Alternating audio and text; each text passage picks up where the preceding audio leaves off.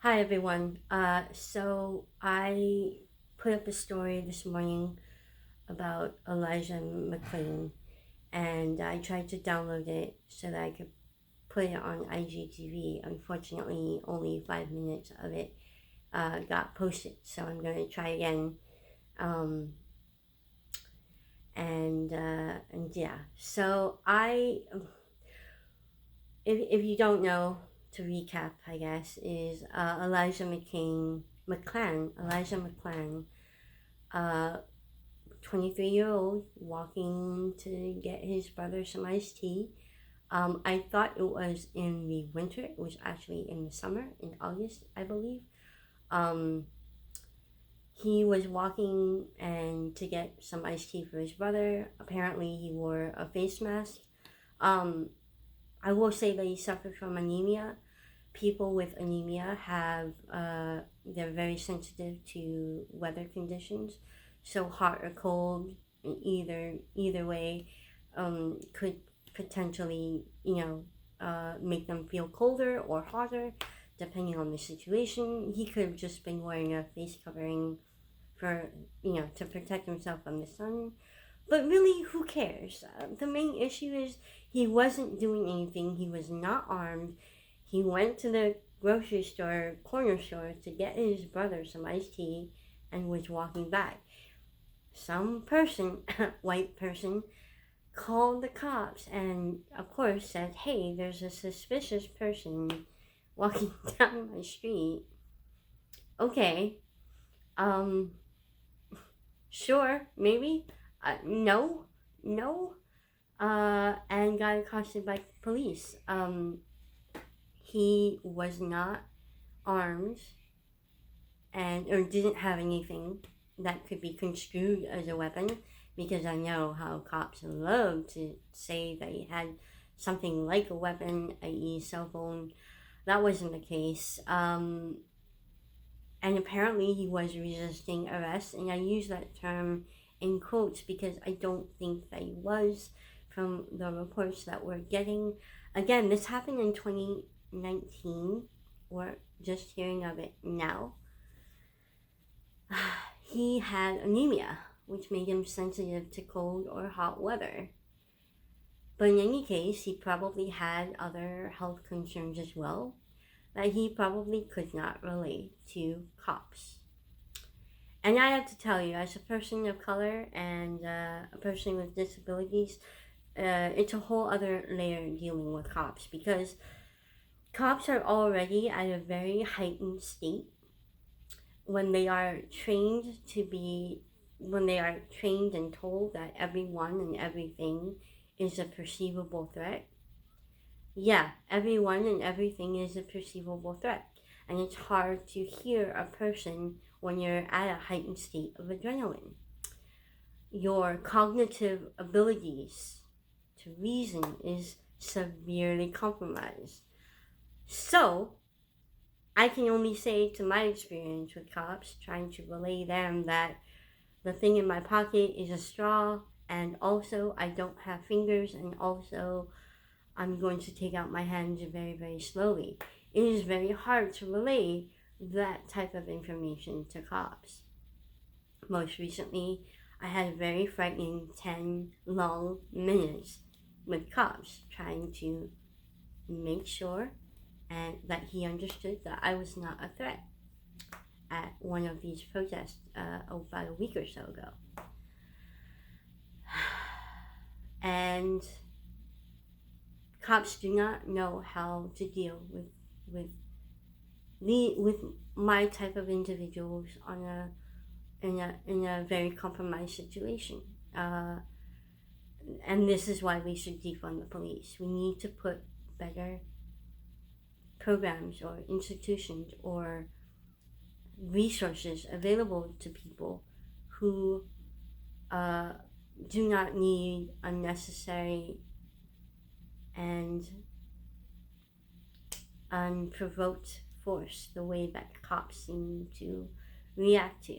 Um, I also believe that people who make false claims like this, who call the cops like this, should be penalized for $1,000 or more. This way it would deter people from making calls that could potentially end somebody's life. This is a real action that can be done. You could make a point by having it penalized for wasting the taxpayers' time, the cops' time, and the community's time, and potentially save someone's life in doing so. This was an unnecessary death, to say the least. It was unprovoked. He wasn't doing anything aside from getting his brother iced tea. And now he's not going to be able to go home and deliver that. Why? Here's the thing. You cannot separate these issues. You cannot separate the history of America without talking about Black America and Brown America. Those histories are so intertwined that you cannot see the partition in the thread. That is a fact. The White House was built by slaves. That is the house of our nation's capital, and it was built on the backs of Black people. So, no. I say no. White America needs, white supremacy needs to end, period. It has no place here. It should have no place in 2020 when Black boys are getting lynched, hanging from trees in 2012. That's a problem. It's not 1960s or 70s. It's right now. This is a problem. This is a problem. Cops don't know how to deal with people with disabilities, nor do they know how to deal with people who have mental illness or deficits or any other ailments. They use unnecessary excessive force most of the time, and this should not be the case, and they are not penalized for it.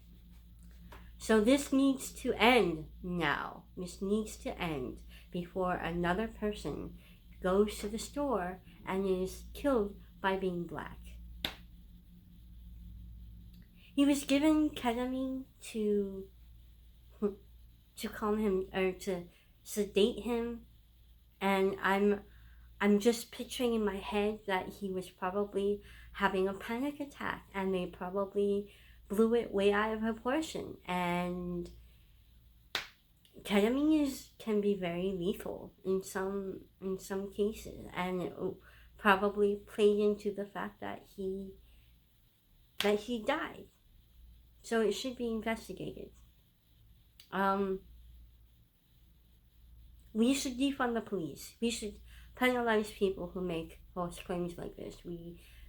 This is a real action that will save lives. So I hope that you write to your state officials, you show up at every community meeting, you vote in every election, you put people of color in a position of power, you build your community, because this needs to end.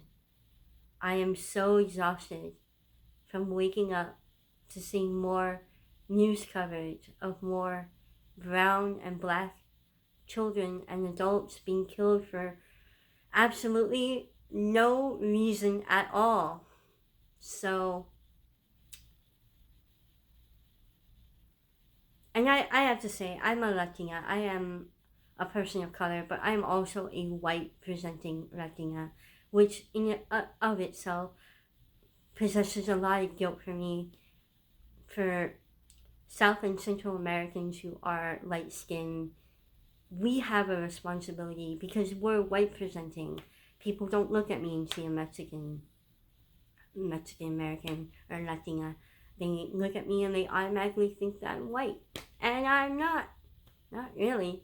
So I implore my Latinas and Latinos who are light skinned to also recognize the privilege, because we do benefit from that as well, and we should acknowledge that, and we should use that privilege to uplift our brothers and sisters. Absolutely.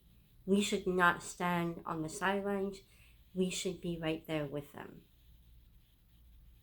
So that's all I have to say about that. Please keep each other safe. I love you all.